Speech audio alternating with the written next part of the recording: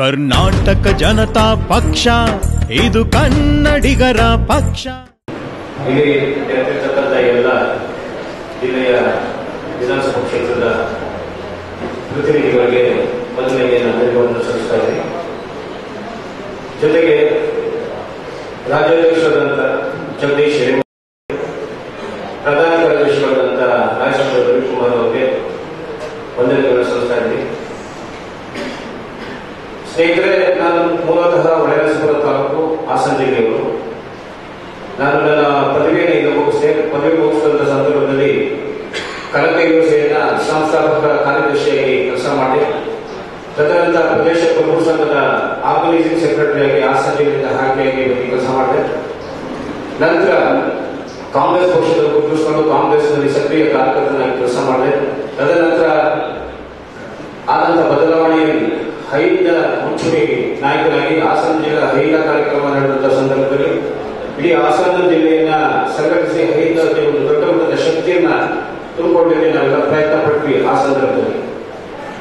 ಮಾನ್ಯರೇ, ಈಗ ನಾನು ಕರ್ನಾಟಕ ಜನತಾ ಪಕ್ಷದ ಉಪಾಧ್ಯಕ್ಷನಾಗಿ ಸನ್ಮಾನ್ಯ ರವಿ ರಾಯಚಂದ್ರವರನ್ನ ಕರ್ಕೊಂಡೋಗಿ ಯಡಿಯೂರಪ್ಪನವರು ತೋರಿಸಿ, ಸರ್ ಇದ್ರೆ ಈ ರೀತಿ ನಮ್ಮ ಪಾರ್ಟಿಗೆ ಸೇರ್ಕೊಳ್ಳಿ ಬಂದಿದ್ದಾರೆ ಅಂತ ತಿಳಿಸಿದಂತ ಸಂದರ್ಭದಲ್ಲಿ ಮಾನ್ಯ ಯಡಿಯೂರಪ್ಪನವರು ಬಹಳಷ್ಟು ಸಂತೋಷಪಟ್ಟರು. ತಾವೆಲ್ಲ ಆ ಪಕ್ಷವನ್ನು ಬಿಟ್ಟು ನಾನು ನಂಬಿ ಬಂದಿದ್ದೀರಾ, ದಯವಿಟ್ಟು ನಿಮ್ಮ ಪಕ್ಷದಲ್ಲಿ ಕೆಲಸ ಮಾಡಿ, ಮುಂದಿನ ದಿನಗಳಲ್ಲಿ ಒಂದು ಒಳ್ಳೆ ಅವಕಾಶ ಸಿಗ್ತದೆ ಅಂತ ವಿಚಾರವನ್ನು ನಮ್ಗೆ ತಿಳಿಸಿದ್ರು. ಸೊ ತದನಂತರ ನಮ್ಮ ರಾಜ್ಯ ಉಪಾಧ್ಯಕ್ಷರಾಗಿ ನೇಮಕಗೊಳಿಸಿದ್ದಾರೆ. ಈಗ ಚಿಕ್ಕಮಗಳೂರು, ಕೊಡಗು ಮತ್ತು ಹಾಸನ ಜಿಲ್ಲೆಯ ಯುವ ಸಂಘಟನೆಯ ಜವಾಬ್ದಾರಿಯನ್ನು ಕೂಡ ಕೊಟ್ಟಿದ್ದಾರೆ.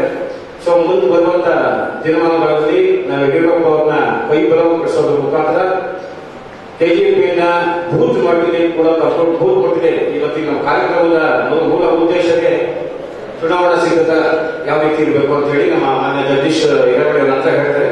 ಬೂತ್ ಮಟ್ಟಕ್ಕೆ ಎಲ್ಲ ನಮ್ಮ ಯುವ ಕಾರ್ಯಕರ್ತರು ಹೋಗಿ ಕೆಜೆಪಿಯನ್ನು ಬಲಪಡಿಸಿ ಮುಂದಿನ ದಿನಗಳಲ್ಲಿ ಕೆಜೆಪಿ ಅಧಿಕಾರ ಬರೋದಕ್ಕೆ ಯುವಕರಿಂದ ಮಾತ್ರ ಸಾಧ್ಯ ಆಗ್ತಕ್ಕಂಥ ಮಾತನ್ನು ಈ ಸಂದರ್ಭದಲ್ಲಿ ಹೇಳ್ತಾ, ಯಡಿಯೂರಪ್ಪನವರ ಕೆಜೆಪಿ ಪಕ್ಷವನ್ನ ಬೆಂಬಲಿಸಿ ಅವರಿಗೆ ಶಕ್ತಿಯನ್ನು ತುಂಬತಕ್ಕಂಥ ಕೆಲಸವನ್ನ ಮಾಡೋಣ ಅಂತ ಹೇಳಿ ಈ ಸಂದರ್ಭದಲ್ಲಿ ಹೇಳ್ತೀನಿ. ಮಾನ್ಯ ಯಡಿಯೂರಪ್ಪನವರು ಸಾಮಾಜಿಕ ನ್ಯಾಯದ ಹರಿಗಾರರು, ಹಿಂದುಳಿದ ವರ್ಗದ ಚಿಂತಕರು, ಅವರ ನೇತೃತ್ವದಲ್ಲಿ ನಾವೇನು ಸೇರ್ಕೊಂಡು ಪಾರ್ಟಿನ ಕೆಜೆಪಿನ ಸಂಘಟನೆ ಮಾಡ್ತಾ ಇದ್ದೀವಿ.